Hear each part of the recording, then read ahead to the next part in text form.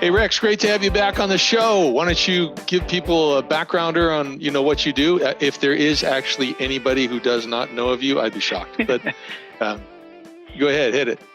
Oh yeah, so started my career in 1988 as a tech at a little computer company in Southern California called Alvaca Networks. Worked there 19 years. I spent a year and a half at Northwest Computer Support, now BlackPoint, as the VP of Managed Services, and then a year with Jameson West at his company, JWCS, that got renamed to Arterion. And then, gosh, I can't believe it's been almost 10 years. In December of 2010, I formed C-Level Operations, and our core purpose is coaching managed service providers on achieving operational excellence. So we've worked with just a hair under 400 companies at this point, and there's 12 coaches working with us now. So wow, 12. It's been quite a ride. Yeah, you're doing a great job extending that out. I mean, operational excellence. I mean, it sounds like such a cool term, but what exactly does that? And by the way, before we dive in, is what you're going to talk about, does this just apply to the people that you serve because you're really in a niche, or does operational excellence from your approach apply to virtually any type of leader, any organization? Yeah, we do a lot of work in the weeds, specifically with managed service providers on very specific processes for companies that service other people's computers. But the bulk of what we do, it really applies to all industries. Like half the time I got my RV in for service, and I'm thinking, man, these guys need to work with us. So this operational excellence term sounds really cool, but can you kind of put some meat on that? Explain what are we talking about? What is operational excellence? How do we define that? How do we strive for it? Whatever. Yeah, when a client engages with C-Level, there's these 87 different operational focuses that we organize into these 10 pillars, as we call them. And the first one is kind of get your PSA, your professional service automation tool, in order. It's where we keep track of all of our clients and the work that they're asking us to do, and keep track of all of our billing. And there's a lot of work we have to do to get that set up so that it works in a way that gives us the business information that we need. And then we kind of work on what we call the life of the ticket, where a new ticket comes in, we have to triage it. We have to figure out who are we serving, and do they have a contract with us, and then, set all the settings associated with that.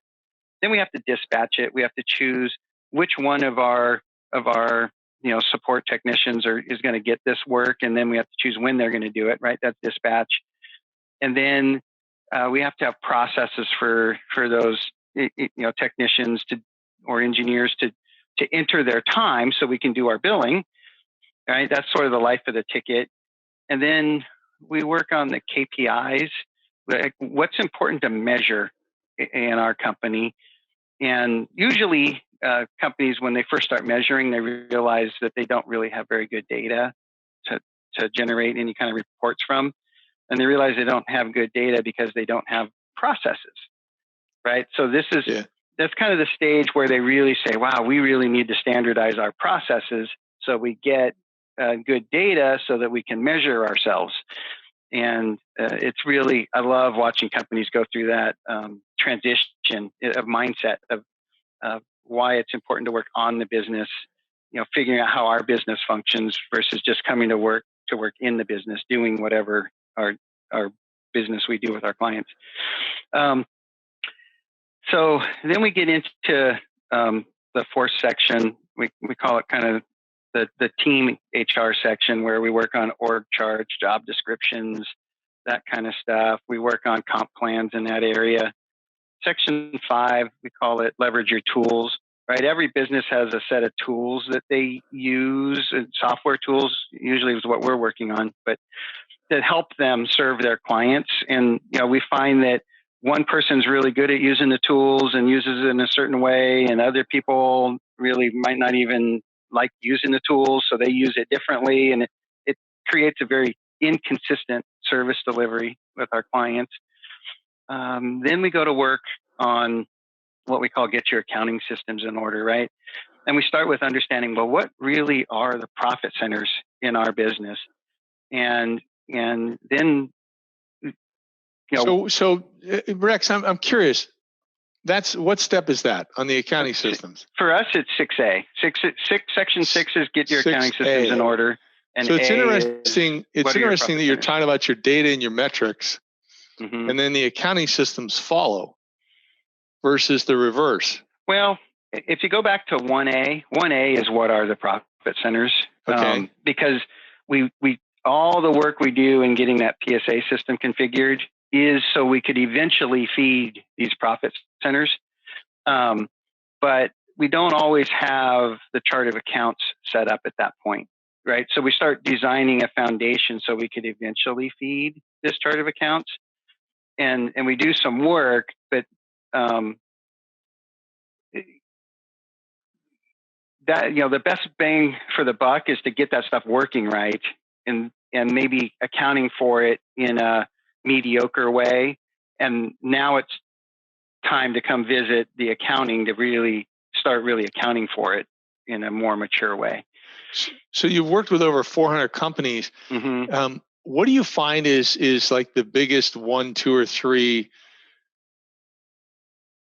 value added things that they change or eye-opening whack across the forehead? I mean, wow, when we did this, we had this quantum leap, because it sounds like a lot of the stuff you're going to make a lot of little progress, which is all very important. But then it's definitely when you decide that we need to fix profitability or really go for best-in-class profitability, it's a journey of working on a lot of little things. But you're right, there are a couple of big things. The first one is standardizing the process and the way your technicians consume their day, right? Ultimately, especially in a service organization, our technicians come to work and they have 8 hours to work with, and they need to generate as much revenue as possible with that 8 hours. Because if they come to work for 8 hours and bill for 2 of them, we're going to have profit problems, right? If they come to work for 8 hours and bill for 6 of them, because they're doing productive work, then we're probably going to be in a profitable situation. So one of the early things we do is go to work on how are they consuming their day, and how are they keeping track of their time, and how are they logging their time against our client contracts and stuff. That's probably the biggest one. I'm kind of curious, because I've seen this a few times. Do you also find a wide variance in how a company defines billable time? I mean, I have, it sounds insane, but I have actually been in an organization where part of their billable time included, meetings that they were having with other members of the team, or it included when they were studying to get a certification or something like that. Yeah. So I talk about this thing I call the 4 levers of gross margin, right? You've got these 4 levers you get to move as a manager, right? As a manager, you're on top of this machine trying to drive it, and you get to use these 4 levers. One lever is how much you pay your employees, right? The second lever is how much you charge your clients. The third lever is utilization, right? So if I'm paying my engineers $60,000 a year and I bill at $150 an hour, and my utilization is set, I'm getting 50% billable time out of them, where they're actually generating money coming into the company, my margins are going to be mediocre, right? But if I can push that utilization up to 75%, right, my profit margin is going to go up, right? So if I'm managing these levers and I'm pushing pay up and not moving the other 2, profit goes down, right? If I push my price up, profit goes up. If I push utilization up, well, the first 2 levers, pay and what you charge your clients, those are hard to move, and they're almost dictated by your geography, right? New York billing rates and salaries are going to be higher than, small town middle America, right? So, if utilization, that's the lever where you get some movement, and so a lot of the processes we work on early on are about moving that lever. The And what I find is, if you have,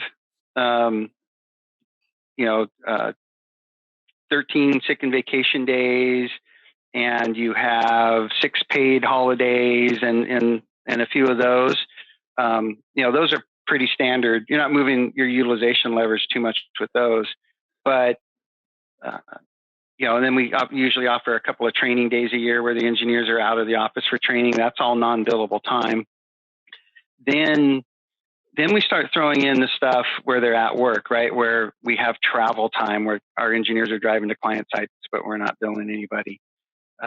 Or you start having those 2 10-minute breaks a day, or you start having. Wait, what do you mean you start having those 2 10 minutes a day? So that's a legal requirement, is what I'm told by all the legal beagles. Yeah, well, those are good. But when they go 4 times a day to have the cigarette. Yeah, no, that's a problem. So yeah. When you add in 10 minutes a day over the course of a year, just a single 10-minute break, if you're billing on quarter-hour increments, that could be a $9,000 a year impact on revenue by taking 1 extra non-billable smoke break a day. Yeah, times however many employees you have that smoke, or it's something else. So $150 an hour is a pretty kind of standard billing rate. Once a day is $37.50 for 15 minutes. Times 5 days a week is $187.50. Times 50 weeks a year is $9,375 of loss of revenue opportunity because of one lost 15 minutes a day. That translates to a lot of money. Yeah. The fourth lever, by the way, is what we call, for those of you doing any kind of flat fee service with your clients, it's keep making sure that the amount of service you're doing is in line with the fee that you're charging. For example, if you're charging your client $1,000 a month flat fee for unlimited services, as long as you're doing $1,000 worth of work at your normal billing rates, that's a 1.0 ratio, right? You're working for your billing rates. If you're doing $2,000 worth of work and only charging $1,000 flat fee, you're at a 0.5 ratio, and you're basically working for 50% of your normal billing rate, and you're going to have profit problems. That's that fourth lever. Yeah. But that's the one you can move the most.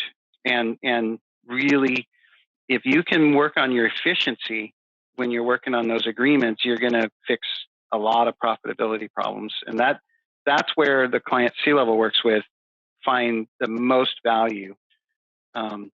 We really want our clients getting paid for taking the risk on the flat fee. So we don't want them doing $1,000 worth of work for every $1,000 of flat fee, because now you're doing work, but you're not getting paid for accepting the risk on the flat fee.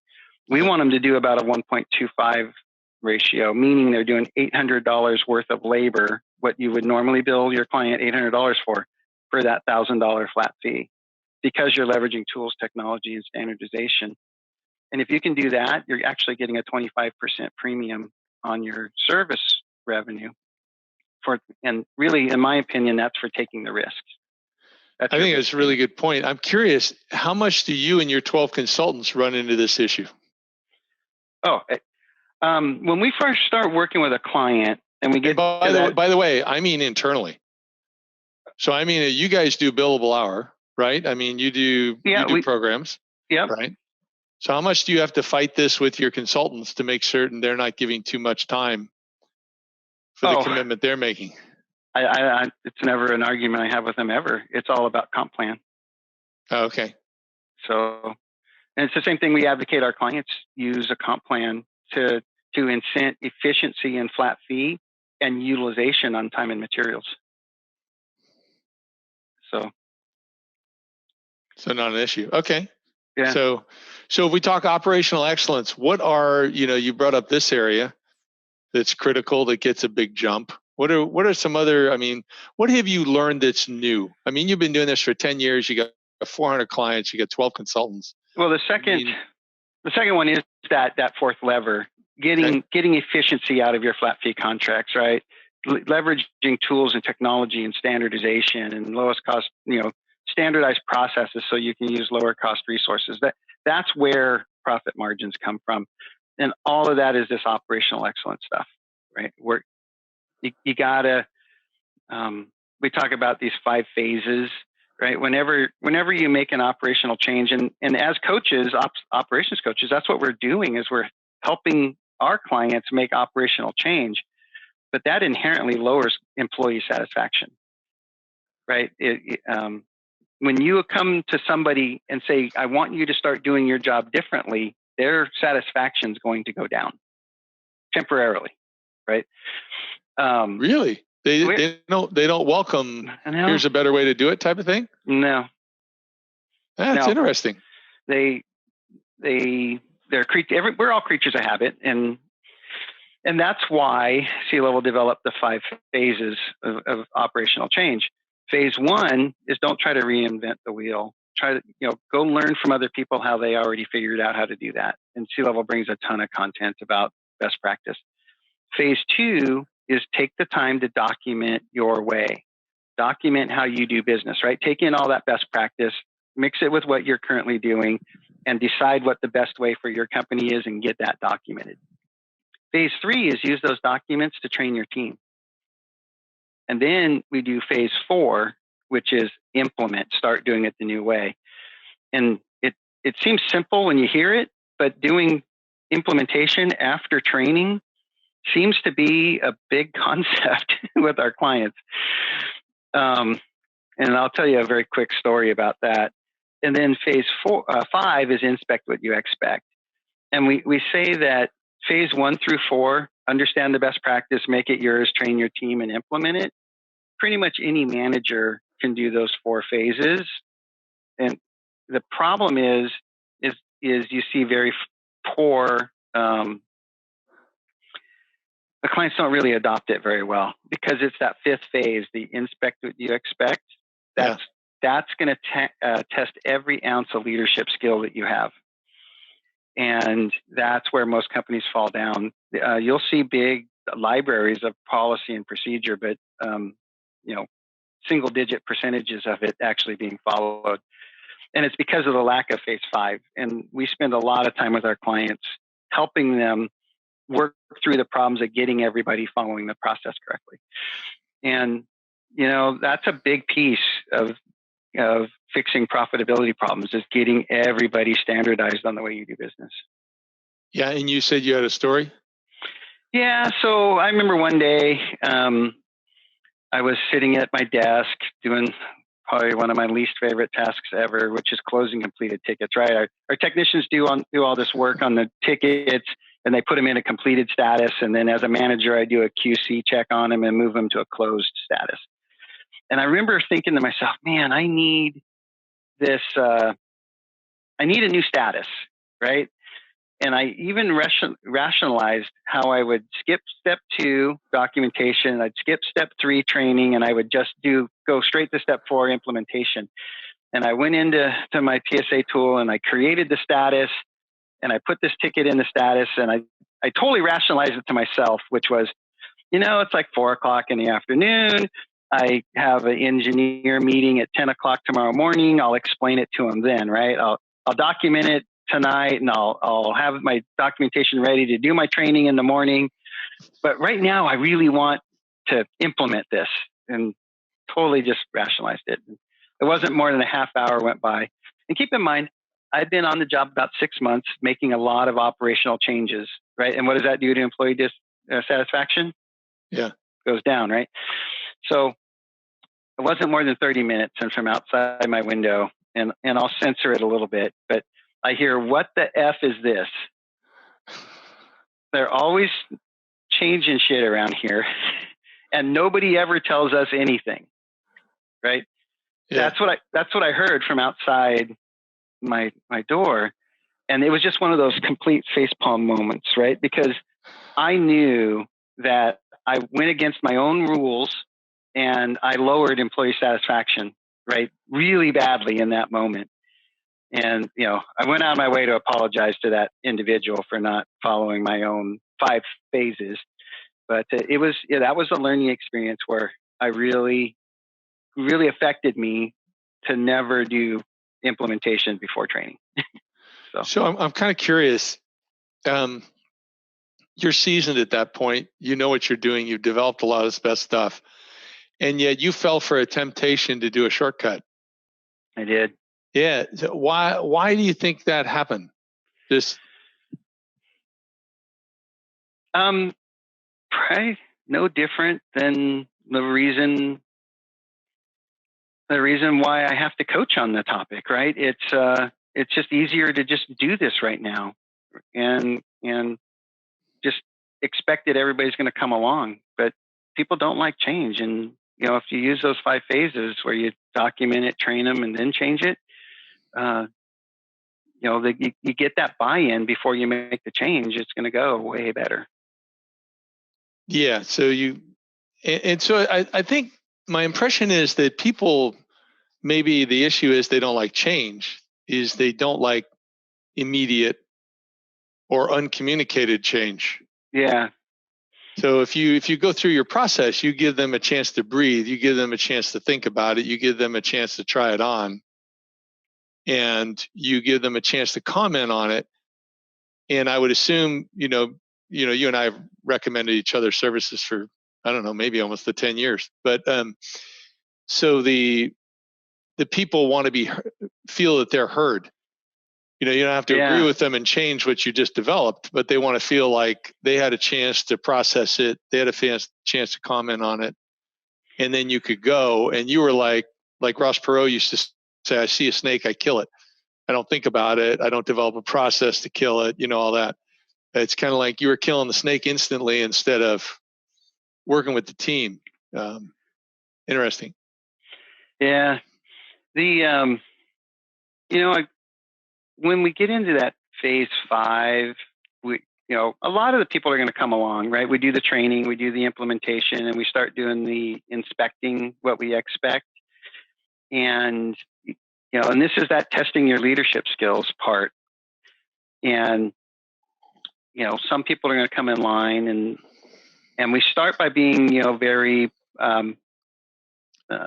motivational, a team approach. Hey guys, the whole team is going to function better if we can follow this new process, and you keep your tolerance level high for non-compliance, and you just keep coaching and teaching. Hey, remember we got a new way, and but you keep raising your expectation level that people are doing it the new way, and it might take this process of being very tolerant. It might take some time. It might take a month or 2. And you're measuring and you're doing a lot of public discussion about, remember guys, we all want to do it this way. And, as 80% of the group comes in line, and you end up with the 20% of the group that's not coming in line. And I really find a distinction here. My lower maturity clients just kind of settle for 80% compliance is good enough. And they just tolerate the person that won't follow the process. They try to adjunct them or make excuses for them. And, we hear things like, oh yeah, that person just won't do it. But there's nothing we can do about it because our clients love them and they can fix anything and they'll work all hours. And, we just have to tolerate it from this individual. Right. And I find that and of course that causes a lot of havoc in the company. But my more mature clients, they take a different approach where they make a valiant effort to get this person to come along. But if they're not coming along, they're willing to take the correct next steps, right? Which might ultimately lead toward releasing that individual if they're just going to be, disruptive to the way our company operates. But before we get there, like I said, we go with this group, rah, teamwork approach. And then eventually you get down to the couple of people that just aren't coming along. And I have a methodology that I like to follow, which is I get them in a one-on-one situation and I ask them, do you not understand the new process, or are you choosing not to follow it? And I like to give them that question because they don't want to say yes to either one, right? And if they don't understand it, that's fine. I'll do some more training and one-on-one and make sure you really get it. But I have a saying that says, if an engineer can convince you that they're too stupid to follow your process, then they're smarter than you are. Right? Yeah. Don't buy that one. We don't hire these people because they're stupid. They're smart people. Yeah. So basically, you're guiding them toward admitting that they're choosing not to follow the process, which is a big step in getting them on board with following it. But I keep digging, and I can always get them to admit that they think that they have a process that's more efficient, that they're following, rather than following the one that we've published as our company standard, right? And then that's where I take an opportunity to convey to them that, man, if you've got an idea that's more efficient than the way our company has decided to do it, we want to reward that. We want to send you and somebody that you want to take with you to a 5-star steakhouse dinner, right? Like, if you can improve our processes, we've got a big reward for that. Okay. The caveat is that it has to be better for the entire company, not just better for you in the process. And because they can spend 3 seconds and say set the budget hours on a ticket, okay? And then we've got a notification that notifies the manager if it's going way over budget, so the manager can get involved while it's still in process and kind of resolve a situation before it becomes a situation. But if their process says, I don't need to set that budget hours, I'll just skip that, right? So now what does that turn into? That turns into it's way over budget. We send an invoice, client's disputing the invoice. We got AR people involved in doing credit memos. We got managers involved in negotiating credits, right? That 3 seconds that the engineer saved by doing their own process turns into a 60-minute fiasco for the rest of the company, right? Yeah. It's killer. Although it's a small piece of communication, it's an important piece of the communication. Yeah. So what happens is I work with the engineer that's not coming along with the process and say, because if you're choosing not to follow our process, you're choosing to do your own. And if it's better for the whole company, yay, you're a hero. But if it's not better for the whole company and the process we've created is actually better for the whole company, then it's not negotiable. And this is how we do business. Either get on board or get off the ship. Yeah. And probably, I think that's an excellent process. I probably would add in at some point in there is just kind of laying out the values of the company to them. Just so tell me where this is consistent with our values. Yeah. Your approach. Because I can tell you, I can walk you through where our process, the company, what we just implemented is consistent. Where's yours consistent with our values? Because we have to do everything according to our values or the standards, whatever it might be. Rex, I'm kind of curious. What do you've been doing this for 10 years. You got 12 people on your team. What are you super passionate about right now? I mean, what if you could clear the deck and you could spend 10 or 20 hours a week on something, which you probably can't do because you get such a full schedule, but what's really got you passionate right now? I'm working heavily on what I call the operational journey. I mentioned earlier the maturity levels, right? A less mature company would behave this way. A more mature company would behave differently. And at C-level, I think there's really 4 maturity levels that a company goes through. The first one is kind of where everybody reports to the owner, and the owner's running everything based on their gut feeling, right? And they're so close to everything that they can actually do a pretty good job at that. But then, there's this rule of 7. No manager should have more than 7 direct reports. You can kind of push it to 10 or 11, but by then you're really not having that one-on-one relationship with each of your direct reports. Yeah, I know Jay, one of your consultants, had 15 people reporting to him at one time. Yeah. Yes. And what we did is when it was closer to 8, we started working on creating a team leader concept, but it took us until we got that high to really get that flushed out so we could break that up. But so we about 7 or 8 employees, maybe 9, is when we start to see some sort of a manager get introduced. And this isn't just our IT solution providers that C-Level works with. This is pretty much any company. But some sort of a manager gets involved, and that's when the company starts trying to understand what good looks like. They start measuring themselves against the industry that they're in. They start wanting to measure themselves, and they start discovering that they don't have data. I think we talked about that earlier. So they start working on processes, and the direct reports shift from reporting to the owner to reporting to somebody else, and that's a big mind shift for the owner to not end run this manager, right? To work through their managers. So that kind of signifies their second maturity stage. The third maturity stage is when there's a leadership team involved, right? There's probably somebody running sales, probably somebody running the admin, back office side of the business. There's probably somebody running the service delivery side of the business. And the owner and each of those managers is really functioning as a team. And new things start to happen in the company, right? They're starting to learn about culture and leveraging the expertise on the team, and the owner starts to realize that their big role is setting a vision and strategy and letting their managers work that strategy into a tactical thing. That's kind of like a third maturity stage. And then the fourth maturity stage, owners are typically looking for some sort of an exit. The business is running itself without so much input from them. The owner's role shifts a lot toward, either acquisitions, a growth strategy, or it shifts toward exit, but sharing their wisdom with their team members, with the company, is kind of their main role.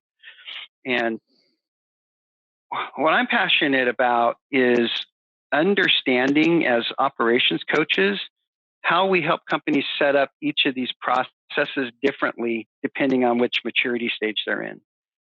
And we find that they may be in a low or a higher maturity stage in the way they process tickets, but they're in a lower maturity stage in the way they do their invoicing, right? And the stuff where they're in a low stage is preventing them from moving further into the next maturity stage. So we try to get, I've been learning more and more about each of these 87 different operational focuses and how to assess which stage they're in and how to coach them one stage further, because I'm also discovering they have to live in that next stage for a little while before they can even know what they don't know, so that they can start to learn about what it takes to live in the next stage. Yeah, it makes total sense. That's been a lot of fun. Yeah, trying to understand that.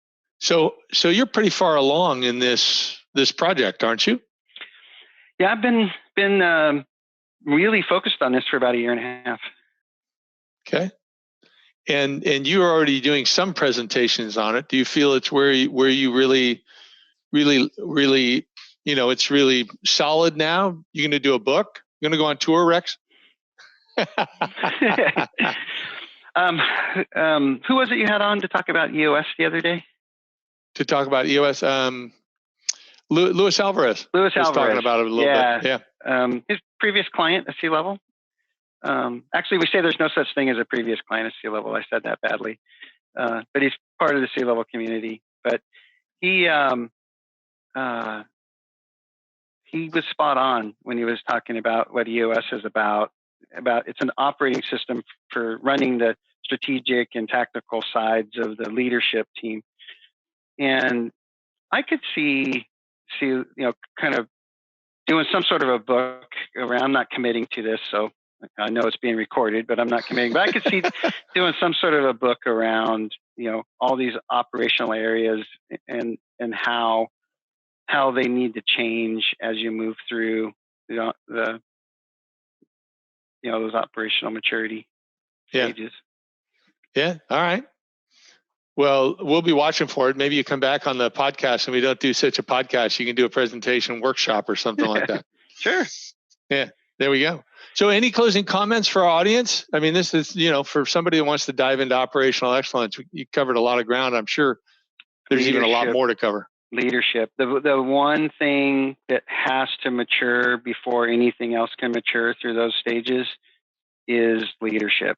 And, that's why we partner with Manage to Win you guys are helping them with what's probably one of the biggest problems with nearly every company that's stuck in one of those growth stages. So thank you guys for being there.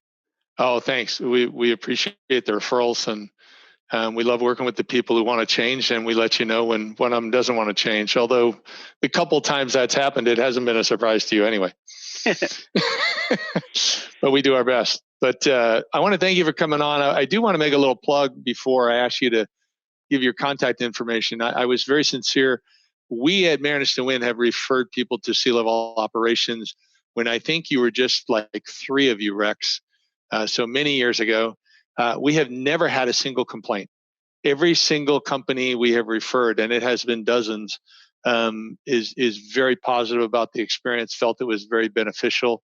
So Rex, how can people get a hold of you and your team if this makes sense to them and they want to have better operational excellence? Well, I think first I want to make a comment on what you just said. I want to thank you. I'm pretty sure I remember you helping us with our core values, right? And how we interact with our clients is very closely tied to those core values. So, always acting in the best interest of the clients is one of those things. And I think that's probably why you don't hear negative things about us. But thank you for saying that. It definitely makes me feel good. www.clevelops.com, SEA level OPS.com, Rex at clevelops.com. Feel free to reach out. I always love chatting with people. It's probably the best way to reach out. Okay, that's great. And you're usually attending a fair amount of shows, right? So if they're going to a show, an industry event, they can check with you, see if you're going to be there, a member of your team's going to be there so they can connect.